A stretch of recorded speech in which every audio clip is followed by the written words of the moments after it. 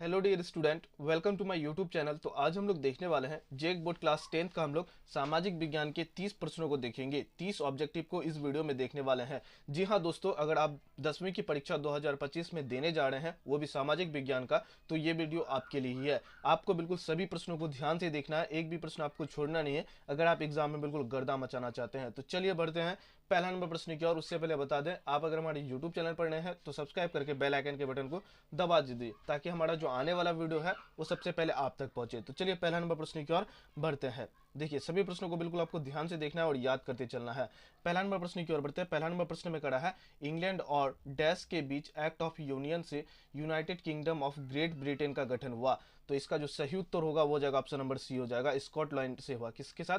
Scotland के साथ। चलिए आगे बढ़ते हम लोग दूसरा नंबर प्रश्न की ओर। बिल्कुल सभी प्रश्नों को आपको ध्यान से देखना है, एक भी प्रश्न आपको छोड़ना नहीं है। चलिए दूसरा नंबर प्रश्न की ओर बढ़ते हैं। दूसरा नंबर प्रश्न में कड़ा है, फ्रांस छींकता है तो बाकी यूरोप को सर्दी जुकाम हो जाती है, यह किसका कथन है? तो इसका जो सही उत्तर होगा वो हो जाएगा ऑप्शन नंबर बी, मेटरनिक का। किसका कथन है? मेटरनिक का। ऑप्शन नंबर बी जो है इसका बिल्कुल सही उत्तर हो जाएगा। देखिए, आपको अगर जो भी प्रश्न का याद होगा आंसर, तो उसको आपको कमेंट पर बताते जाना है, और आपको ये भी बताना है आप 30 में से कितने प्रश्नों का उत्तर दे पा रहे हैं। तो चलिए आगे बढ़ते हम लोग तीसरा नंबर प्रश्न की ओर। बिल्कुल सभी प्रश्नों को ध्यान से देखिए और याद करते चलिए। अगर जो प्रश्न आपको याद ना भी हो तो वो आपको याद कर लेना है। चलिए तीसरा नंबर प्रश्न में कहा है, निम्न में से कौन भारत के स्वतंत्रता संग्राम के दौरान गठित स्वराज पार्टी से जुड़े थे? तो देखिए, मोतीलाल नेहरू, और ये हो जाएगा CR दास, मतलब Chittaranjan Das. Option number B जो है इसका बिल्कुल सही उत्तर होगा। ऑप्शन नंबर बी इसका बिल्कुल सही उत्तर होगा, मोतीलाल नेहरू और CR दास, चित्तरंजन दास।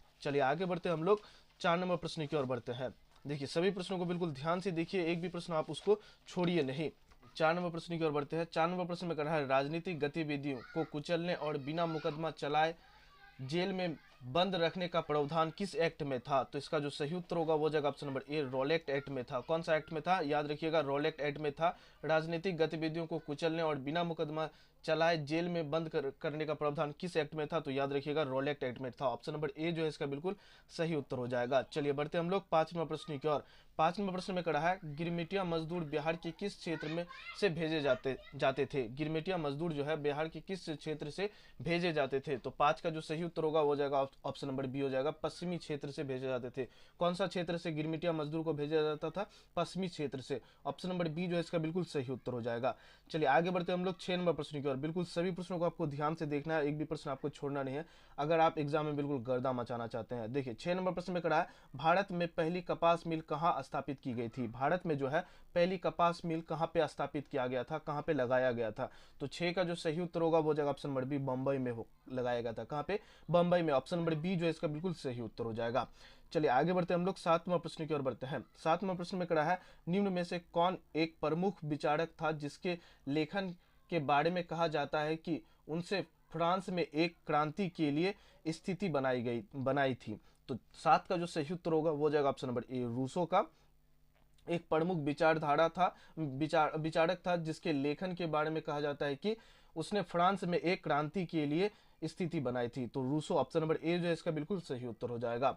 चलिए आगे बढ़ते हम लोग 8 नंबर प्रश्न की ओर बढ़ते हैं। 8 नंबर प्रश्न में कहा है, किसने कहा था छापाखाना प्रगति को सबसे ताकतवर औजार है? छापाखाना जो है प्रगति के सबसे ताकतवर औजार है, इससे बन रही जनमत की आंधी में निरंकुशवाद उड़ जाएगा। तो 8 का जो सही उत्तर होगा वो हो जाएगा ऑप्शन नंबर ए हो जाएगा। चलिए आगे बढ़ते हम लोग 9 नंबर प्रश्न की ओर बढ़ते हैं। 9 नंबर प्रश्न में कहा है, जापान की सबसे पुरानी मुद्रित पुस्तक का नाम क्या था? जापान की सबसे पुरानी मुद्रित पुस्तक का नाम क्या था? तो 9 का जो सही उत्तर होगा वो हो जाएगा ऑप्शन नंबर बी, उकाओ। ऑप्शन नंबर बी जो है इसका बिल्कुल सही उत्तर हो जाएगा। चलिए आगे बढ़ते हम लोग 10 नंबर प्रश्न की ओर बढ़ते हैं। 10 नंबर प्रश्न में कहा है, वन और बंजर भूमि जो सरकार, व्यक्ति और समुदाय के स्वामित्व में होता है, उन्हें कहा जाता है, उन्हें क्या कहा जाता है? तो इसका जो सही उत्तर होगा वो जाएगा ऑप्शन नंबर बी, अवगिरित वन कहा जाता है। चलिए आगे बढ़ते हम लोग 11 नंबर प्रश्न की ओर बढ़ते हैं। 11 नंबर प्रश्न में कहा है, राजस्थान के अलवर जिले के 5 गांव के लोगों ने 1200 हेक्टेयर वन भूमि में भैरव देव डकाऊ सेंचुरी घोषित की थी, इसका क्या उद्देश्य था? तो 11 का जो सही उत्तर होगा वो जाएगा ऑप्शन नंबर बी हो जाएगा, वृक्ष रोपण के उद्देश्य से किया गया था। चलिए आगे बढ़ते हम लोग 12 नंबर प्रश्न की ओर बढ़ते हैं। 12 नंबर प्रश्न में कहा है, विश्व में जल के कुल आयतन का कितना प्रतिशत भाग अलवणीय जल है, अथवा कुल उपलब्ध जल में पीने लायक जल कितना है। मतलब जो पूरा विश्व में जल है उसमें हम लोग कितना प्रतिशत पानी पी सकते हैं। तो 12 का जो सही उत्तर होगा वो हो जाएगा ऑप्शन नंबर ए 2.5। ऑप्शन नंबर ए जो है इसका बिल्कुल सही उत्तर हो जाएगा 2.5%। चलिए आगे बढ़ते हम लोग 13 नंबर प्रश्न की ओर बढ़ते हैं। बिल्कुल सभी प्रश्नों को आपको ध्यान से देखना है। 13 नंबर प्रश्न में कहा है निम्नलिखित में से कौन सा खनिज पदार्थ के अपशिष्ट भार को त्यागता हुआ चट्टान के अवघटन से बनता है। निम्नलिखित में कौन सा खनिज पदार्थ के अपशिष्ट भार को त्यागता हुआ चट्टान के अवघटन से बनता है। तो 13 का जो सही उत्तर होगा वो जाएगा ऑप्शन नंबर बी। बॉक्साइट जो है वो खनिज पदार्थ के अपशिष्ट भाग को त्यागता हुआ चट्टान के अवघटन से बनता है। तो ऑप्शन नंबर बी जो है इसका बिल्कुल सही उत्तर हो जाएगा। चलिए आगे बढ़ते हम लोग 14 नंबर प्रश्न की ओर बढ़ते हैं। 14 नंबर प्रश्न में कड़ा है सबसे सस्ता परिवहन कौन सा है। इनमें से कौन सा जो है सबसे सस्ता परिवहन है। जल परिवहन, वायु परिवहन, सड़क परिवहन, पाइपलाइन परिवहन। तो इसका जो 14 का जो सही उत्तर होगा वो जाएगा ऑप्शन नंबर बी। जल परिवहन जो है सबसे सस्ता है। ऑप्शन नंबर बी जो है इसका बिल्कुल सही उत्तर होगा। और इसमें थोड़ा डिले भी होता है, लेट भी होता है, तो ये भी याद रखिएगा आप लोग। चलिए आगे बढ़ते हम लोग 15 नंबर प्रश्न की ओर बढ़ते हैं। 15 नंबर प्रश्न में कहा है निम्न में से किनका मानना था कि बहुउद्देशीय परियोजनाओं के चलते भारत की कृषि और ग्रामीण अर्थव्यवस्था, औद्योगिक और नगरीय अर्थव्यवस्था स्वतंत्र रूप से विकास करेगी। तो 15 का जो सही उत्तर होगा वो हो जाएगा option number A Jawaharlal Nehru का। ऑप्शन नंबर ए जो है इसका बिल्कुल सही उत्तर हो जाएगा। चलिए आगे बढ़ते हम लोग 16 नंबर प्रश्न की ओर। बिल्कुल सभी प्रश्नों को ध्यान से देखिए और अभी तक अगर आपने हमारे चैनल को सब्सक्राइब नहीं किया तो बिल्कुल चैनल को सब्सक्राइब कर दीजिए। जल्दी से इसका 50K कंप्लीट कीजिए आप लोग। 50K अगर कंप्लीट कर देंगे तो मजा ही आ जाएगा। चलिए आगे बढ़ते हम लोग 16 नंबर प्रश्न की ओर। 16 नंबर प्रश्न में कहा है निम्न में से किस प्रकार की सड़कों को प्रधानमंत्री ग्रामीण सड़क योजना के तहत विशेष प्रोत्साहन मिला है। तो 16 का जो सही उत्तर होगा वो जाएगा ऑप्शन नंबर सी ग्रामीण सड़क योजना, ग्रामीण सड़क। ऑप्शन नंबर सी जो है इसका बिल्कुल सही उत्तर हो जाएगा। चलिए आगे बढ़ते हम लोग 17 नंबर प्रश्न की ओर। 17 नंबर प्रश्न में कहा है संघ सूची और राज्य सूची और समावर्ती सूची का उल्लेख संविधान के किस अनुसूची में किया गया है। तो 17 का जो सही उत्तर होगा वो हो जाएगा ऑप्शन नंबर सी हो जाएगा 7वीं सूची। कौन सा 7th सूची में जो है इसके बारे में उल्लेख किया गया है। चलिए आगे बढ़ते हम लोग 18 नंबर प्रश्न की ओर बढ़ते हैं। नंबर प्रश्न में कहा है भारत किस प्रकार का राज्य है। भारत जो है किस प्रकार का राज्य है। लोकतांत्रिक भी होगा, धर्मनिरपेक्ष भी होगा, यहाँ पे किसी भी धर्म के साथ भेदभाव नहीं किया जाता है, कल्याणकारी राज्य भी होगा। तो इसका जो सही उत्तर होगा वो जाएगा ऑप्शन नंबर डी उपयुक्त सभी हो जाएगा। चलिए आगे बढ़ते हम लोग 19 नंबर प्रश्न की ओर। 19 नंबर प्रश्न में कहा है भारत के किस राज्य की प्रति व्यक्ति आय जो है सबसे कम है। पहला ऑप्शन है उड़ीसा है, दूसरा है मध्य प्रदेश, तीसरा है बिहार, चौथा है केरल। तो इसका जो सही उत्तर होगा हो जाएगा ऑप्शन नंबर सी ये बिहार का सबसे कम प्रति व्यक्ति आय है। चलिए आगे बढ़ते हम लोग 20 नंबर प्रश्न की ओर। 20 नंबर प्रश्न में कहा है छिपी हुई बेरोजगारी अधिकतर किस क्षेत्र में पाई जाती है। छिपी हुई बेरोजगारी जो है अधिकतर किस क्षेत्र में पाई जाती है। तो याद रखिएगा कृषि क्षेत्र में जो है सबसे ज्यादा बेरोजगारी छिपी हुई मिलता है। ऑप्शन नंबर ए जो है इसका बिल्कुल सही उत्तर हो जाएगा। चलिए आगे बढ़ते हम लोग 21 नंबर प्रश्न की ओर। 21 नंबर प्रश्न में कहा है विविधताओं के बीच सामंजस्य की स्थापना की सर्वाधिक क्षमता किस शासन व्यवस्था में होता है। यह अल्पतंत्र, अधिनायक तंत्र, लोकतंत्र, सैनिक तंत्र। तो 21 का जो सही उत्तर होगा वो जाएगा ऑप्शन नंबर सी लोकतंत्र में जो है सबसे ज्यादा सामंजस्य स्थापना की सर्वाधिक क्षमता की शासन व्यवस्था होती है। ऑप्शन नंबर सी जो है इसका बिल्कुल सही उत्तर हो जाएगा।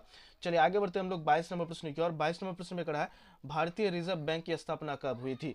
भारतीय रिजर्व बैंक की स्थापना जो है कब हुई थी। तो 22 का जो सही उत्तर होगा हो जाएगा ऑप्शन नंबर बी 1 अप्रैल 1935 में। कब हुआ था 1 अप्रैल 1935। कब याद रखिएगा 1 अप्रैल 1935। चलिए आगे बढ़ते हम लोग 23 नंबर प्रश्न की ओर। 23 नंबर प्रश्न में कहा है एक सीढ़ी नुमा रचना जिसमें सभी जाति समूह को उच्चतम से निम्नतम के रूप में रखा जाता है उसे डैश कहा जाता है। तो इसका जो सही उत्तर होगा वो हो जाएगा जाति पदानुकरण। ऑप्शन नंबर बी जो है इसका बिल्कुल सही उत्तर हो जाएगा। चलिए आगे बढ़ते हम लोग 24 नंबर प्रश्न की ओर। 24 नंबर प्रश्न में कहा है राष्ट्रीय उपभोक्ता दिवस कब मनाया जाता है। राष्ट्रीय उपभोक्ता दिवस जो है कब मनाया जाता है। तो याद रखिएगा 24 दिसंबर को मनाया जाता है। कब मनाया जाता है 24 दिसंबर। तो ऑप्शन नंबर सी जो है इसका बिल्कुल सही उत्तर हो जाएगा। चलिए आगे बढ़ते हम लोग 25 नंबर प्रश्न की ओर। 25 नंबर प्रश्न में कहा है काशी स्वर्गीय काशी राम के नेतृत्व में 1984 में किस पार्टी का गठन हुआ था जो आज एक राष्ट्रीय पार्टी के रूप में जाने जाते हैं। तो इसका जो सही उत्तर होगा वो जाएगा option number C Bahujan Samaj party. कौन सा पार्टी बहुजन समाज पार्टी। तो ऑप्शन नंबर सी जो है इसका बिल्कुल सही उत्तर हो जाएगा। देखिए ये सभी प्रश्न है बिल्कुल लिया गया प्रश्न है, ये ओरिजिनल क्वेश्चन पेपर नहीं है, याद रखिएगा ये ओरिजिनल क्वेश्चन पेपर नहीं है। ये सभी प्रश्न एग्जाम की दृष्टि से बहुत ही महत्वपूर्ण है, इसलिए आपको हम बता रहे हैं। चलिए आगे बढ़ते हम लोग 26 नंबर प्रश्न की ओर। 26 नंबर प्रश्न में कहा है, यदि सरकार के विभिन्न अंग विधायक, कार्यपालिका, न्यायपालिका के बीच सत्ता का बंटवारा रहता है तो उस सत्ता को डैश वितरण कहते हैं, तो उसे क्षेत्रीय वितरण कहते हैं। तो ऑप्शन नंबर ए जो है इसका बिल्कुल सही उत्तर हो जाएगा। चलिए आगे बढ़ते हम लोग 27 नंबर प्रश्न की ओर। देखिए थोड़ा मेरा गला बैठ गया, आप लोग को उसी रोज से कंटिन्यू क्लास करवा रहे, थोड़ा गला बैठ गया है और तबीयत खराब है, लेकिन फिर भी आप लोग के लिए वीडियो बना रहे हैं, तो बिल्कुल चैनल को सब्सक्राइब करके रखिए। चलिए 27 नंबर प्रश्न की ओर बढ़ते हैं। 27 नंबर प्रश्न में कहा है, एमआरपी का पूर्ण अर्थ होता है, तो एमआरपी का जो पूर्ण अर्थ होता है वो होता है अधिकतम खुदरा मूल्य। ऑप्शन नंबर बी जो है इसका बिल्कुल सही उत्तर हो जाएगा। Maximum retailer price, option number B जो है इसका बिल्कुल सही उत्तर हो जाएगा। चलिए आगे बढ़ते हम लोग 28 नंबर प्रश्न की ओर बढ़ते हैं। 28 नंबर प्रश्न में कह रहा है, निम्न में से कौन सा जैव संसाधन नहीं है? निम्न में से कौन सा जो है जैव संसाधन नहीं है? तो मनुष्य भी है, पशु भी है, वनस्पति भी है, तो इसका जो सही उत्तर होगा वो जाएगा ऑप्शन नंबर डी, चट्टान जो है वो जैव संसाधन नहीं है। चलिए आगे बढ़ते हम लोग 29 नंबर प्रश्न की ओर। 29 नंबर प्रश्न में कहा है, एक मेडिकल शॉप से राजेश को एक्सपायरी डेट के दवा बेच दिए गए जिसके तहत वो उपभोक्ता अदालत से संपर्क कर सकता है, तो इसका जो सही उत्तर होगा वो सुरक्षा अधिकार के तहत। ऑप्शन नंबर ए जो है इसका बिल्कुल सही उत्तर हो जाएगा। चलिए आगे बढ़ते हम लोग 30 नंबर प्रश्न की ओर। बिल्कुल ये लास्ट प्रश्न है और आपको ये बता दें कि अगर आप हमारे यहाँ तक पहुंचे हैं, इस वीडियो को लास्ट तक देखे हैं और इसके बाद जो आने वाला वीडियो है उसको बिल्कुल आपको छोड़ना नहीं है। जो आपको हम एग्जाम से पहले देंगे उस वीडियो को आपको छोड़ना नहीं है। अगर आप 30 में 30 ऑब्जेक्टिव सही करना चाहते हैं तो बिल्कुल आप हमारे साथ जुड़ के रहिए, चैनल को सब्सक्राइब करके रखिए, तभी आप 30 में 30 ला सकिएगा। और आपको हम सब्जेक्टिव के भी प्रश्न बताएंगे, तो बिल्कुल आप उसके लिए तैयार रहिए। चलिए 30 नंबर प्रश्न की ओर बढ़ते हैं। जागरूक उपभोक्ता बनने के लिए किन बातों की आवश्यकता होती है? तो सक्षम होना, ज्ञान एवं सचेत, ऑप्शन नंबर डी हो जाएगा इनमें से सभी उपयुक्त सभी। तो ये 30 प्रश्न आपको हम करवा दिए। तो फिर मिलते हैं हम लोग नेक्स्ट वीडियो में, तब तक के लिए इतना ही। जय हिंद।